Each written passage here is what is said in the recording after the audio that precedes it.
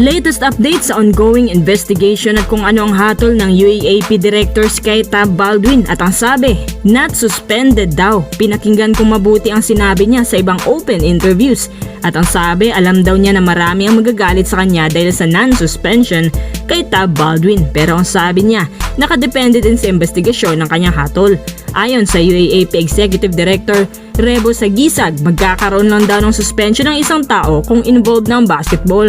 Noong time na nalunod si Baterbonia at Adili, wala naman daw basketball. Kumbaga, wala naman daw sila sa court kaya magaan lang ang timbangan para sa mga directors ng UAAP pagdating kay Tab Baldwin na nagpasimula ng hard training na to. Galit na galit ang mga tao. Tapos yan pang maririnig nila. May mga ebidensya din mula sa mga former Ateneo players ang tungkol sa pagsasagawa nila ng ganun kahigpit na training mula sa mga old interviews ni na Mike Nieto at Anton Asistio. Sa panahon ng training na yon, parang yun na raw ang pinakamahirap na ginawa nila sa buong buhay na kung saan muntik pa nga talagang may maaksidente. Buti na lang nandun si Tab Baldwin at sinagip ang kanilang senior player na hindi marunong lumangoy. Ayon sa Philippine Sports Commission, ang ganitong klaseng training ay klarong-klaro hindi nakapasa sa Philippine Standard Training. Sumusobra na raw talaga ang ganong klaseng paghihirap na pwede naman gawin sa tamang paraan. Kung si Tab Baldwin nakatakas sa UAAP directors pero hindi pa rin siya makakawala sa parusa na ibibigay sa kanya ng PSC dahil sa pagkastriktong training. At simula sa oras na to, sinimulan na rin ang PSC ang pagdo-double check sa mga training camps upang busisiing mabuti kung may lumabag ba para hindi na maulit ang insidente. Sa isang banda, ayon sa former coach ni Baterbonia, sobrang bilis daw kasi ng pangyayari. Nagipagtulungan ng NBA sa kanila at base sa investigasyon lumalabas na nag-e-enjoy pala sila sa mga alon sa Aurora kasi una silang dumating doon, hindi pa naman daw ganun kalakas ang alon. So parang nilalaro lang daw nila hanggang sa biglang may humampas na sobrang laking alon at nagkawatak-watak silang lahat. Lumangoy ang mga kasama nila pabalik sa dalampasigan habang dalawa na sa kanilang hindi na nakita. Ilang minuto pa bago nakita na si Baterbonia pala at si Adili yung mga missing sa grupo dahil umano sa lakas ng current sa ilalim na humila sa kanila kaya hindi na nagawang makaahon pa.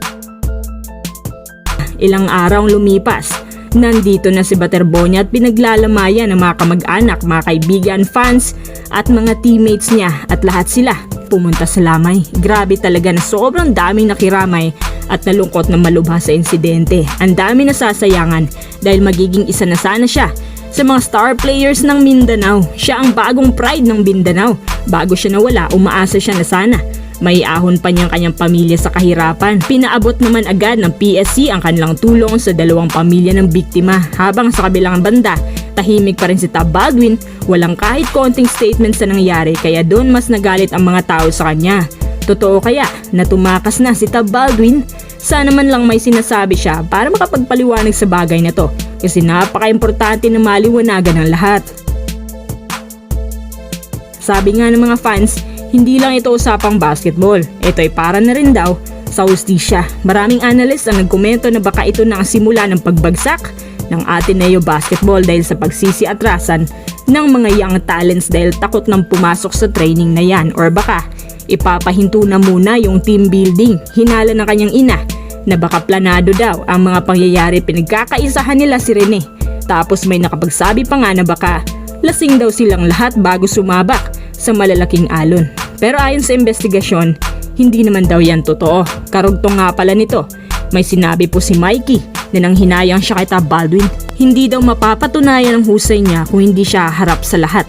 Ang pananahimik ni Baldwin ay parang paraan na rin ng pagtakas. Tapos pinagtatakpan din siya ng ibang may mataas na posisyon sa UAAP. Sana raw ay humarap na si Tab Baldwin para naman malinawan na talaga. Ang daming fans niya ngayon na tumalikod na at naghihintay pa rin ng kanyang sagot. Ililibing na si Rene Baterbonia kasama ng hustisya niya.